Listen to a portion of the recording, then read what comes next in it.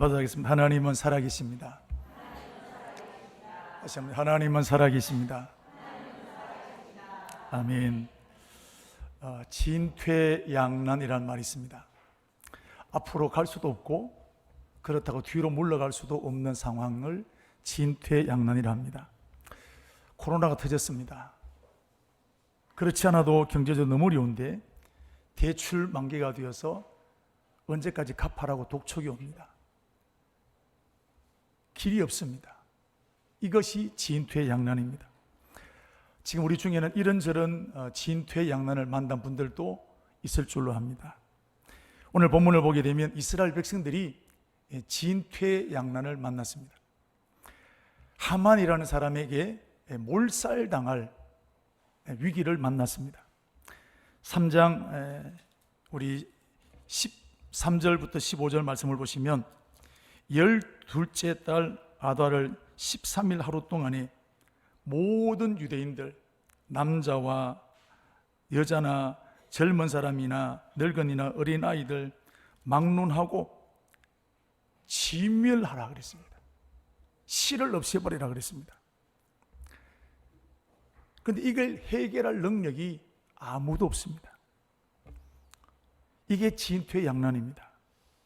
하만이라는 사람은 이 당시 나라, 그 당시 나라의 왕의 두 번째 가는 권력자입니다. 3장 1절 말씀을 보시면 아하수에로 왕이 아각 사람 함므다다의 아들 하만의 지위를 높여 올려 모든 대신 위에 두었다 그랬습니다. 왕 다음으로 하만이라는 사람을 높인 겁니다. 하만은 이 자리에 올라가기까지 많은 방법을 썼습니다.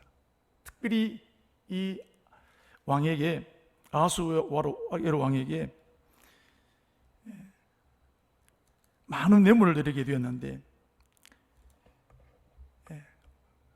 왕실의 재정이 부족하니까 해야 될 일은 많고 돈은 부족하고, 그래서 이 왕실에다가 많은 재정을, 9절 말씀을 보시면 왕이 좋게 여기시거든 조서를 내려 그들을 멸하십시오. 내가 은 1만 달란트를 왕의 일을 맡은 자의 손에 왕의 금고에 드리겠습니다. 1만 은 달란트를 드리겠다는 천문학적인 숫자입니다. 그래서 이 뇌물을 받고 왕의 다음 자리에 앉히게 되었습니다. 자, 왕의 2인자가 되고 난 다음 이 하만이라는 사람이 한 일이 뭐냐면 그 권력으로, 그 힘으로 유대인을 몰살시키려고 하게 된 것입니다. 그런데 이 문제는 사실 일어나지 말아야 될 문제인데 일어났습니다. 무슨 말씀이냐면 사울 왕 때 이 아각의 사람들은 다 멸절되어야 될 사람들입니다. 이 사건은 이미 수백 년 전에 끝이 나야 될 사건인데 끝을 내지 못했기 때문에 일어난 사건입니다. 사무엘상 15장 2절과 3절 말씀 보시면 하나님은 사울 왕에게 아말렉 자손을 진멸하라 그랬습니다.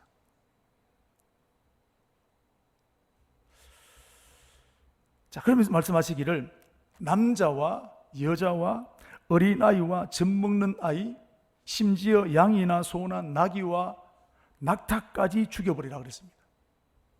씨를 말리라는 겁니다. 진멸입니다. 이걸 하나님께서 사울 왕에게 맡기신 겁니다. 그렇다면 하나님은 왜, 사랑의 하나님이신데 왜 하나님은 이렇게 이 아말렉이라는 후손에게 이렇게 하셨을까? 다시 역사는 수백 년 전으로 거슬러 올라갑니다.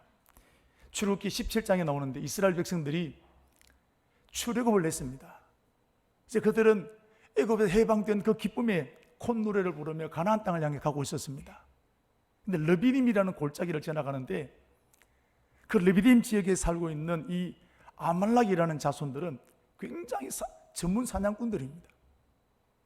뒤에서 이스라엘 백성들을 기습 공격했습니다. 이스라엘 백성들은 전쟁에 대해 전혀 준비되지 않았던 사람들입니다.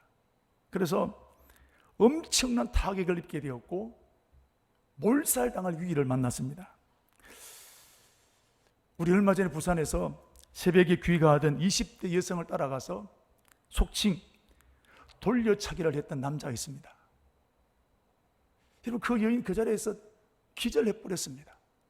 무방비 상태로 당했습니다. 뒤에서 공격했습니다. 덜쳤고 나가는까지 여러분 CCTV에 보지 않았습니까? 이것처럼 오늘 이 아말렉 사람들이 이스라엘 백성들을 그렇게 공격하게 된 겁니다. 오늘은 우리 6.25 전쟁 73주년인데 마침 오늘이 주일이기도 합니다. 6.25 전쟁도 주일에 일어나게 되었는데 무방비 상태에서 전쟁이 일어났습니다. 1950년도 6.25 전쟁이 일어나게 되었는데 여러분, 우리나라 역사를 보십시오. 1945년에 해방이 되었습니다. 지긋지긋한 일본에서 45년도 해방되고 해방된 지 3년 만에 겨우 이제 나라 대한민국이 정부가 세워지게 되었습니다. 그리고 3년밖에 되지 않았는데 1950년 6월 25일에 전쟁이 터진 겁니다. 이때 우리나라 행편을 보면 탱크가 한 대도 없었습니다. 우리나라에 와 있던 미군은 일본으로 다 철수해 버렸습니다. 말 그대로 치안의 국방의 진공 상태가 되어버렸습니다. 그런데 이때 북한에는 전차가 240대였습니다.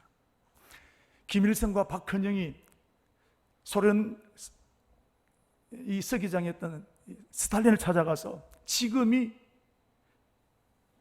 조선을 칠 수 있는 최고의 기회입니다. 허락해 주십시오. 무기를 지원해 주십시오. 애원했습니다. 지금이 절의 기회입니다. 그래서 스탈린이 허락했습니다. 전쟁이 터졌습니다. 말 그대로 3일 만에 서울에 북한군이 들어왔습니다. 말이 될 일입니까? 전혀 준비되어 있지 않는 이 대한민국입니다. 망하는 것은, 점령당하는 건 시간 문제였습니다. 그런데 하나님은 대한민국을 사랑하셨습니다. 하나님이 이 전쟁에 개입하셨습니다. 북한이 서울을 점령하고 난 다음 3일 동안 아무 일 하지 않았습니다. 3일 동안 그냥 서울에 죽치고 있는 겁니다.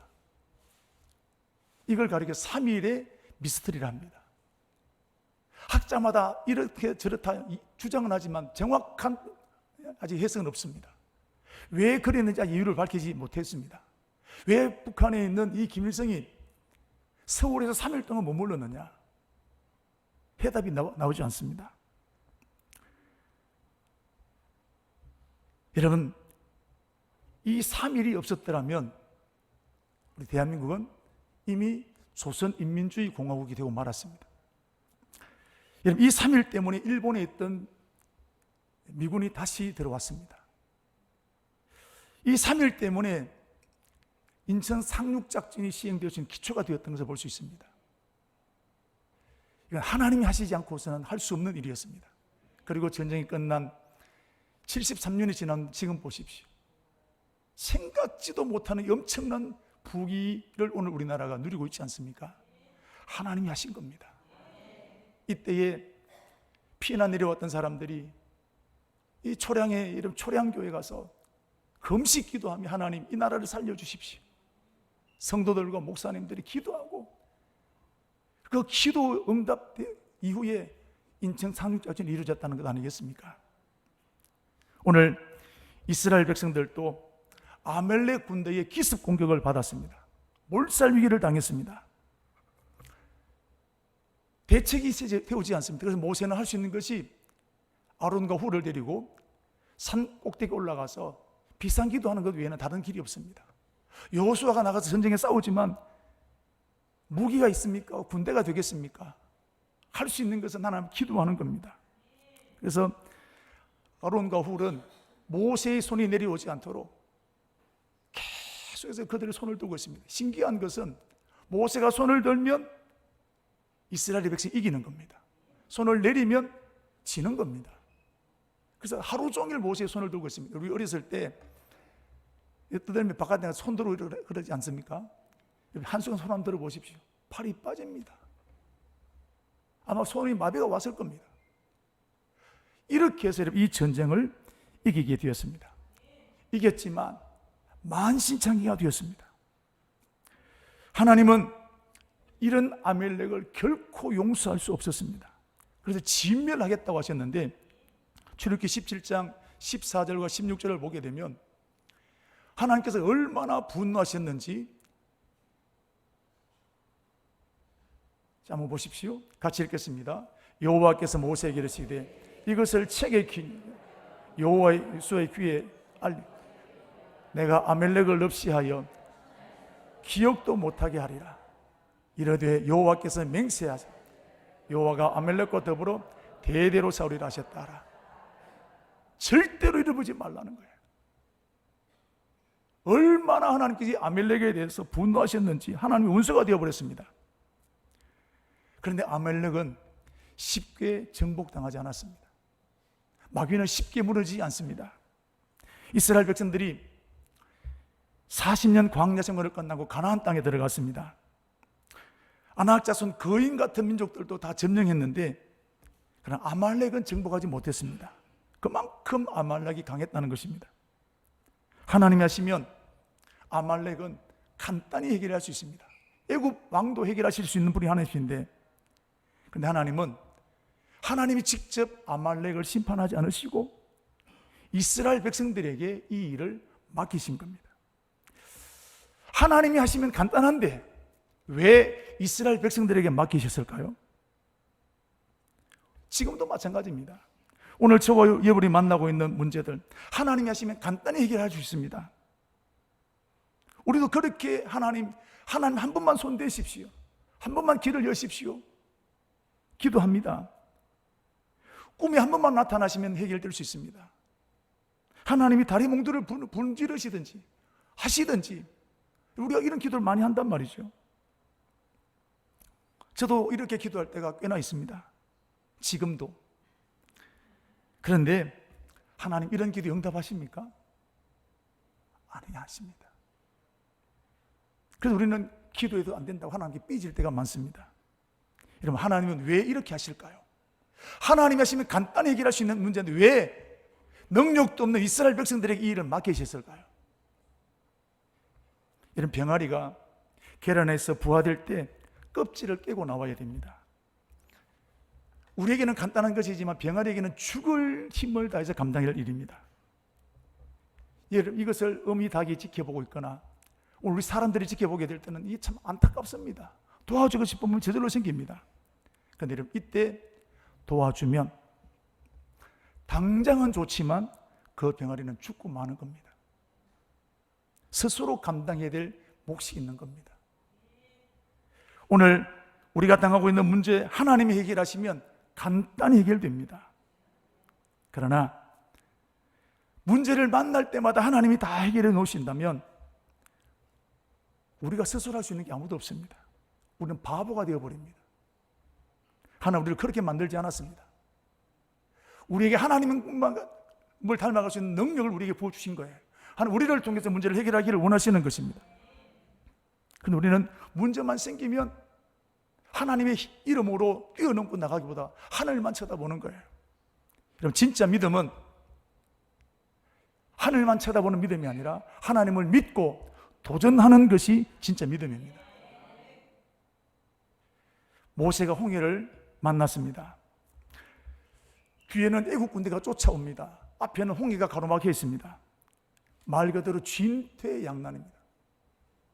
자, 이때 모세는 하나님 앞에 기도합니다. 하나님, 이거 안 보이십니까? 우리 형편이 이렇습니다. 갈 수도 없고 뒤로 물러갈 수도 없는 상황입니다. 이렇게 하나님 앞에 모세는 기도합니다.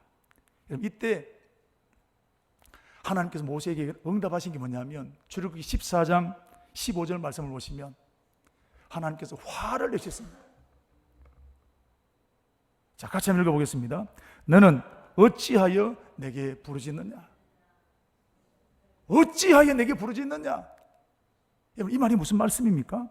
그리고 그 다음 하신 말씀이 16절 말씀인데 지팡이를 들고 손을 바다 위로 내밀어서 그것이 갈라지게 하라 하겠습니다. 기도하지 말란 말이 아닙니다. 기도했다고 야단치는 게 아닙니다. 기도만 하고 있다 이 말이에요. 기도한 그 믿음을 가지고 지팡이를 들고 나가면 홍해를 갈라지게 해실 주실 거라는 겁니다. 그런데 하나님 갈라지면 가겠습니다라는 거예요. 이스라엘 백성들이 사사기 6장을 보면 미디안 군대가 쳐들어왔습니다. 7년 동안을 괴롭혔는데 하나님 하시면 미디안 군대 간단히 해결할 수 있습니다. 근데 하나님은 기드온이라는 사람이 이렇게 말했습니다. 이 너의 힘으로 이스라엘을 미디안의 손에서 구원해내라. 너의 힘으로 미디안에서 이스라엘을 구원해내라는 겁니다. 기드온은 군인도 아닙니다. 농사짓는 농사꾼입니다. 이 미디안 백성에게 겁이 잔뜩 먹어서 이렇게 주눅 들어 있습니다. 네가 하라는 거예요. 하나님이 하시면 간단히 해결할 수 있는 하나님이 네가 하라는 것입니다. 믿음은 문제 앞에 하나님의 기적만을 바라는 것이 아니라 하나님을 믿고 도전하는 것이 진짜 믿음이라는 사실입니다. 문제를 만나지 않게 하시는 것이 하나님의 능력이 아니라 문제를 해결할 수 있도록 힘주시는 분이 하나님이시라는 거예요. 여러분, 그 하나님을 믿고 뛰어넘는 저와 여러분 되기를 축복합니다. 아말렉 군대, 하나님 해결하시면 간단히 해결할 수 있었습니다만은 하나님 이스라엘 백성들이 그 일을 감당하기를 원하셨는데, 그러나 10년이 지나고 100년이 지나도 이스라엘 백성들은 그 힘이 아직까지 아말렉을 이길 만한 능력이 갖추지 못했습니다. 여기에 여호수아도 지나갔고 수많은 사사들도 지나갔습니다. 그러나 이스라엘 전체 힘이 아직까지 아말렉을 감당할 만한 능력이 없었습니다.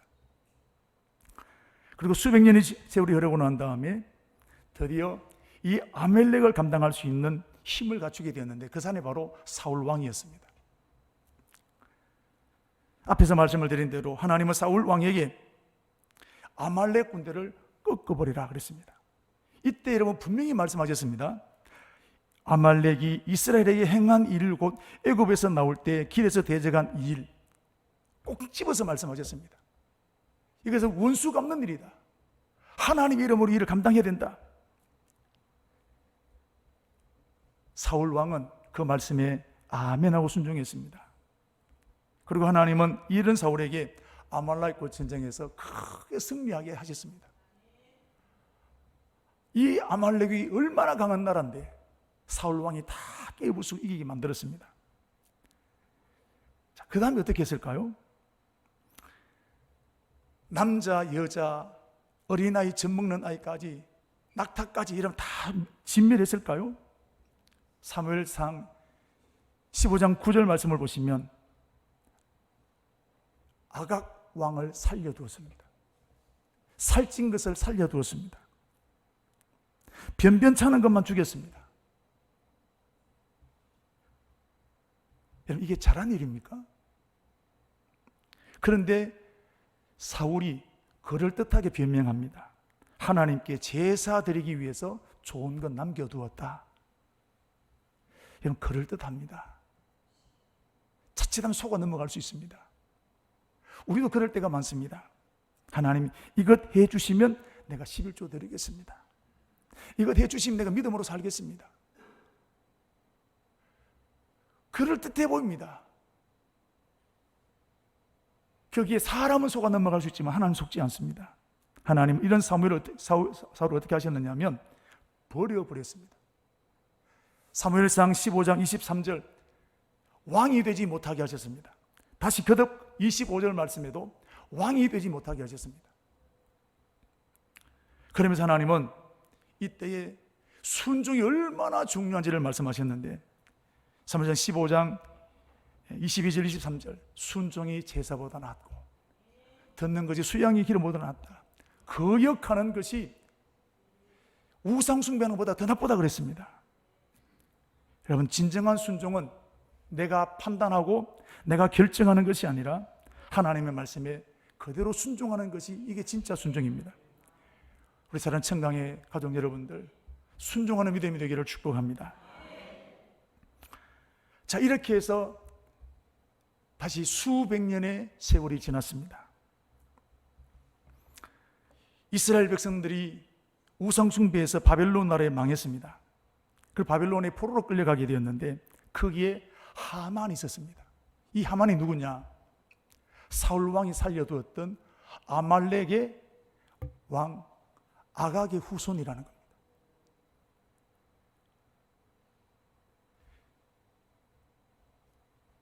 근데 그 아각이, 하만이라는 사람이 나라의 제2인자가 되어서 이스라엘 백성들을 지금 몰살시키려고 하고 있습니다. 다시 몇백 년 정도 돌이켜본 사울 왕이 그때 순종했더라면 이런 일은 지금 일어나지 않을 일이라는 것입니다. 사울 왕의 작은 욕심 때문에 지금 이스라엘 나라는 전체는 몰살당할 위기를 만나게 된 것입니다. 여러분, 우리가 암에 걸려서 수술하게 될 때 완전히 도려내야 됩니다. 이것을 제거하지 못하게 되면 반드시 재발해서 목숨을 빼앗아가게 될 것입니다. 지금 우리 청강교회 여러 가지로 어수선할 수 있습니다. 한 주간도 이런저런 날아다니는 소리가 여러분에게 들렸을 것입니다. 속상했을 것입니다. 여러분, 어떤 소리를 듣든지 저는 여러분이 종착역이 되기를 축복합니다. 좋은 소리든지 나쁜 소리든지 여러분에서 끝이 나게 되기를 축복합니다. 그런데 번지고 있는 모습들, 덜불처럼 번지고 있는 모습들이 드러들어 보입니다. 지난주에 말씀드렸던 것처럼 우리 교회 문제는 지금 문제가 아니라 10년 그전부터도 계속해서 있었던 일입니다. 사람은 다르고 문제는 다르지만 내용은 똑같습니다. 그때 해결하지 못했기 때문에 지금 반복되는 것입니다. 그런데 여러분, 지금 기회입니다. 이 문제를 뿌리 뽑을 수 있는 기회입니다. 아멘이십니까? 기대하십시오. 하나님 일하실 줄로 믿습니다. 저도 우리 하나님께 어떻게 일하실지 기대가 됩니다. 그럼 어떻게 해야 될까요? 자, 오늘 이스라엘 백성들을 한번 보십시다. 하만은 이스라엘 백성들을 몰살시키려고 하게 되는데 이스라엘 백성들은 이것을 막아낼 능력이 없습니다. 죽을 날을 기다리는 것 외에는 아무런 다른 대안이 없습니다. 그런데 바로 이때 모르드게라는 사람이 이런 말을 했습니다. 오늘 14절 말씀인데, 네가 왕후의 자리에 오른 것이 이때를 위함이 아니냐. 즉 이때가 그때라는 것입니다. 모르드게에는 사촌 여동생이 있었는데 이름은 에스더입니다. 부모님 일찍 돌아가셔서 사친 오빠인 모르드게가 에스더를 딸처럼 키웠습니다. 그런데 이 여동생 에스더가 왕비가 되었습니다. 그런데 아무런 백도 없는데 왕비가 된 거예요. 모르드게가 바로 이 사촌 여동생에게 당신이 왕비가 된 것이 바로 이때를 위함이다. 이때가 그때다. 결단해라. 오빠로서 충고하는 겁니다. 모르드게는 여러분 기도만 하지 않았습니다. 기도 열심히 했습니다. 그러나 기도한 것을 끝내지 않고 그 믿음을 응답받은 행동으로 옮겼다는 사실입니다.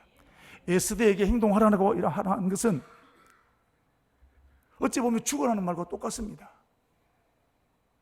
딸 같은 여동생에게 당신 죽어라, 네 죽어라, 이 말 쉽게 할 수 있겠습니까? 모르드게가 자기가 결단하지 않았더라면, 자기가 책임지지 않는다면 이런 말을 절대로 못하는 겁니다. 모르드게가 먼저 결단하게 된 것입니다.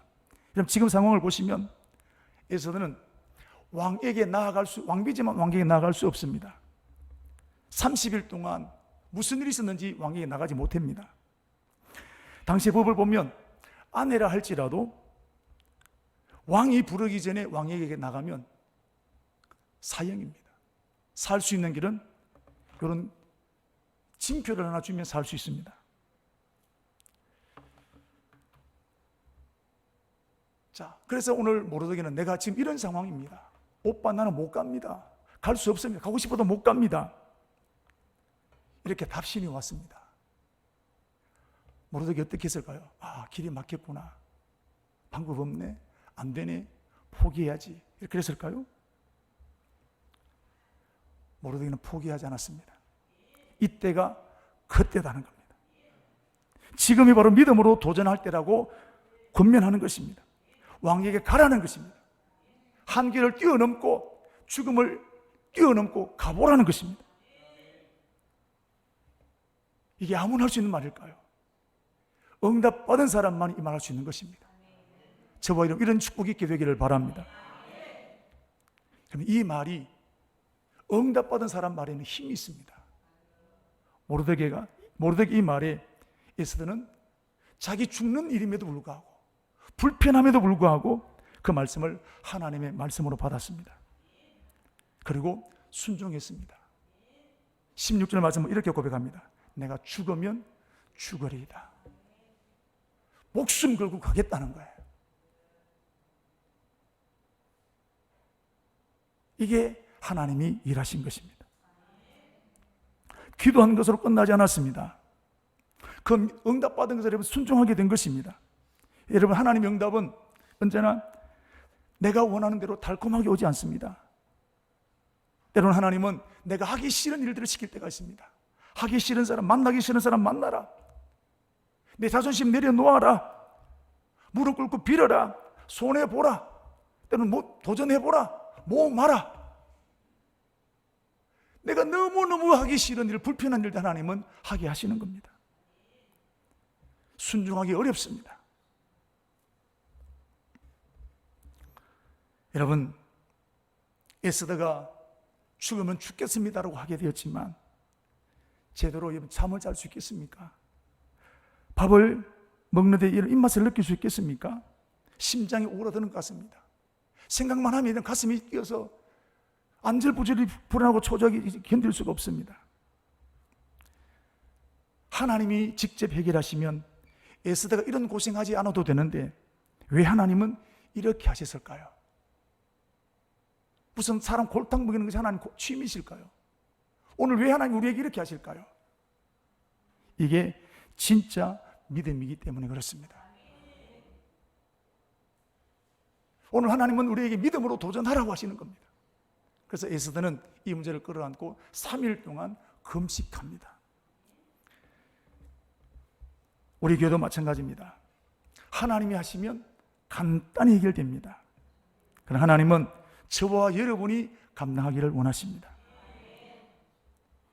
우리가 마귀를 이기기를 원하시는 것입니다. 그런데 우리는 내가 희생하기 싫습니다. 내가 손해보기 싫습니다. 내 손에 피 묻히기 싫습니다. 다치기 싫습니다. 그래서 나는 나서기를 싫어합니다. 저도 목사지만 그렇게 살았습니다. 어쩌면 이런 우리의 모습이 오늘 우리 교회를 만들었는지도 모릅니다. 제가 이번 일을 겪으면서 결심합니다. 모르드게처럼, 에스더처럼 내가 감당해야 되겠다. 결심합니다. 여러분, 저도 우리 청강교회가 바로 세워지기를 바라지만 하나님도 그러실 것이고 여러분들도 그러실 줄로 믿습니다. 여러분이 해주실 것이 있습니다. 한 마음이 되는 겁니다. 답답한 분도 왜 없겠습니까? 억울한 분이 왜 없겠습니까? 할 말이 목구멍까지 차 있는 분도 있습니다. 이럴 때 침묵하십시오. 좋은 일이든 나쁜 일이 침묵하십시오. 말하면 얽히고 설키게 됩니다. 마귀가 그걸 노리는 겁니다. 그리고 이스라엘 백성들 에스더를 위해서 3일 동안 같이 금식하며 기도했던 것처럼 교회를 위해서 기도해 주셔야 합니다. 저는 하나님 교회 잘 모릅니다. 하나님이 해결해 주십시오. 모르면 모르는 대로 기도하십시오. 그러면 하나님께서 반드시 이기는 역사를 베풀어 주실 줄로 믿습니다. 지금이 중요합니다. 지금이 그때입니다. 지금이야말로 우리 교회를 짓누르 모든 사단의 권세를 뿌리 뽑을 수 있는 최고의 기회인 줄로 믿습니다. 에스더 이렇게 3일 금식했습니다.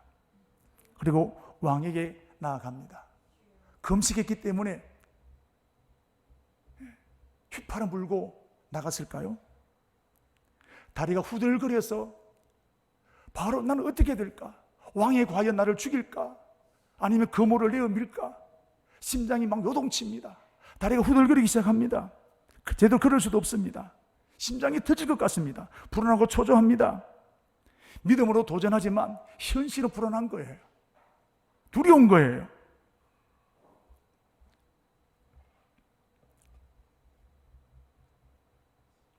떨면서 왕 앞에 나갔던 에스더, 어떻게 되었을까요?